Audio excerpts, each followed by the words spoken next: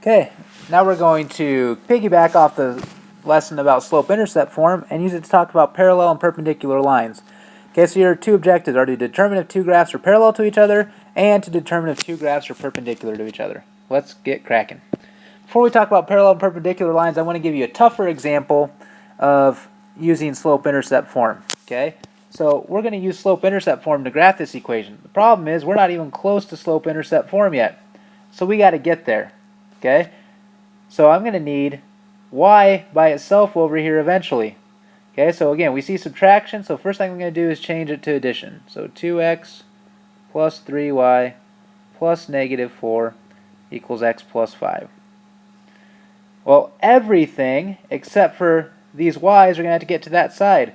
So I'll start by just adding 4 to both sides to cancel out my negative 4's. So now I've got 2x plus 3y equals x, and then 5 plus 4 is 9. Now I've got to get my x's all on one side. So to do that, I'm going to get rid of 2x's over here. Those cancel, and I get 3y's are equal to x minus 2x, that's negative x, plus 9. Now I'm almost there, so now I just need to divide by 3 on both sides. So those cancel, I get y. Again, remember this is negative 1x, so that's going to simplify to negative 1/3 x, plus 9 divided by 3 is 3. So there's my equation in slope-intercept form. So now I identify my slope. My m is negative 1/3, where we've got a rise, and we've got a run. And then my y-intercept is 3. So that point is 0, 3, because that's where it crosses the y-axis. So I'll plot my y-intercept.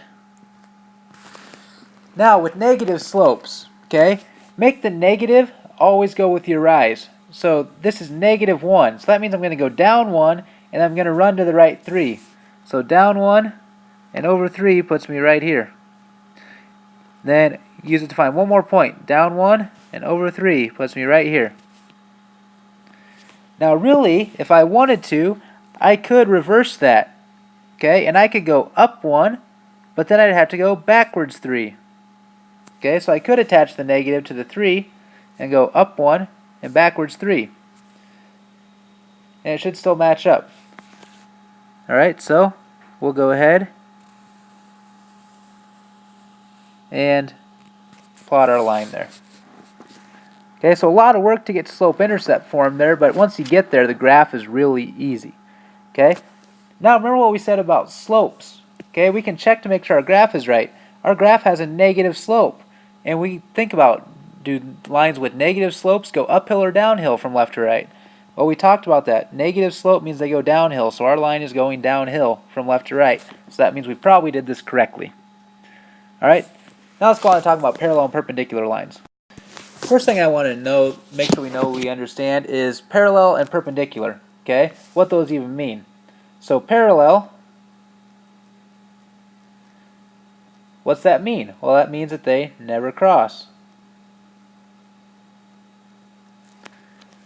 So which sets of lines on here would never cross? Also, what we'll know is the symbol for parallel, okay, is like railroad track symbols. That means parallel. So those railroad track symbols mean parallel. Well, looks like A and B will never cross, so we can say line A is parallel to line B. And line C and D would never touch each other. So line C is parallel to line D. Now let's talk perpendicular. Okay, what does perpendicular mean? Perpendicular means that they intersect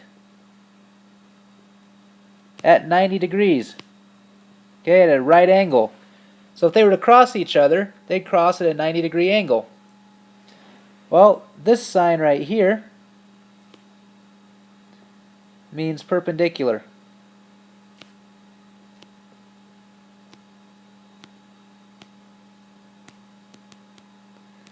Okay?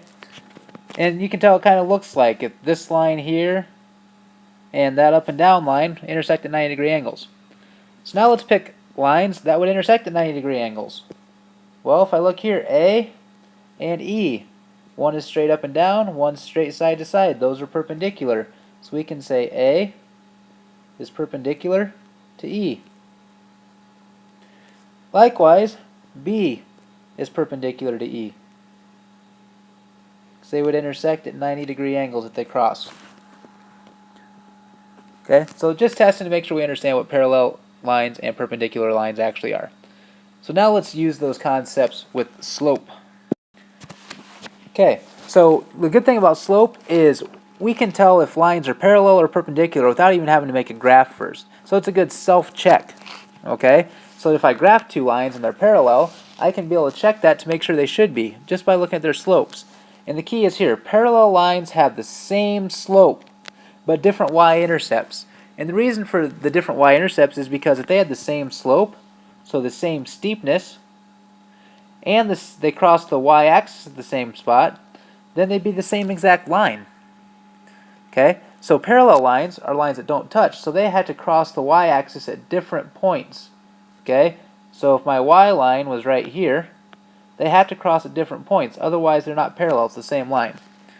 So our steps to this are to write any equations they want you to tell in slope-intercept form, and then define the slope of each one. So I'm going to start with the slope-intercept form. I'm going to add x to both sides. And I'm going to get 2y equals 6 plus x. Then I'm going to divide by 2. And I get y equals 6 divided by 2 is 3. Plus x divided by 2 is the same as 1/2 x, because it's 1x divided by 2. And now I'm going to just rearrange that to put it in slope-intercept form. Y equals 1/2 x plus 3. Okay, we'll do the same thing with this line. We're going to add x. I'm going to get 2y equals negative 2 plus x. And I'm going to divide by 2. And y equals negative 2 divided by 2 is negative 1. 1x divided by 2 is 1/2 x. And then we'll flip them around. Y equals 1/2 x plus a negative 1. And now the last line, we're going to subtract x. I get 2y is equal to 4 minus x. Then I'm going to divide by 2. And I get y equals 4 divided by 2 is 2 minus 1x divided by 2 is 1/2 x. Okay, we can change this to adding the opposite. And if I flip these around, I get y equals negative 1/2 x plus 2. Well, now let's identify the slopes. Okay, the slope of line 1 was 1/2. The slope of line 2 is also 1/2. And the slope of line 3 is negative 1/2. Well, to be parallel, they have to be the same slope.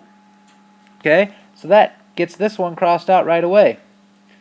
They also have to have different y-intercepts. Okay, so if I look, the y-intercept of line 1 is positive 3, and the y-intercept of line 2 is negative 1. So they have different y-intercepts. Okay, so that means that these two right here, we'll call them line 1 and line 2, are parallel. Okay, so line 1 is parallel to line 2. Because they have the same slope but different y-intercepts. So if we were to graph those two lines on the same coordinate plane, then they should never touch each other. Alright, and let's go on to an example with perpendicular lines.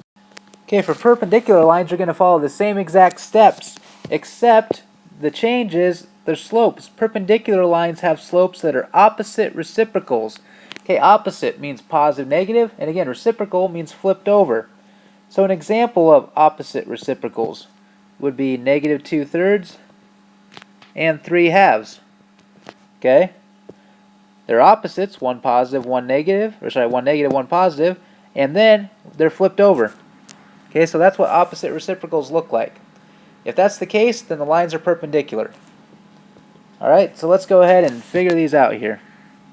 Well, we'll start on this one. Again, same exact way, getting them in slope-intercept form first, so we can easily identify the slopes. I'm going to add x, and I get 2y equals 6 plus x. And I'm going to divide by 2. And we've already done these, so we get y equals 3 plus 1/2 x, or y equals 1/2 x plus 3 for line 1. Okay, now line 2, we're going to add x. And we get 2y equals negative 2 plus x. And we divide by 2. Get y equals negative 2 divided by 2 is negative 1 plus 1/2 x. So that's y equals 1/2 x plus negative 1. Now again, here, we're going to subtract 4x. Get it in slope-intercept form is what we're trying to do, so we got to get y by itself. Get 2y equals 4 minus 4x. Then I'm going to divide by 2. And I get y equals 4 divided by 2 is 2, minus 4 divided by 2 is 2 x's. So we'll change it to adding. Y equals 2 plus negative 2x. And then I get y equals negative 2x plus 2. So now we got to find the slopes to figure out which ones are opposite reciprocals. Well, the slope of the first one is 1/2. The slope of the second one is 1/2.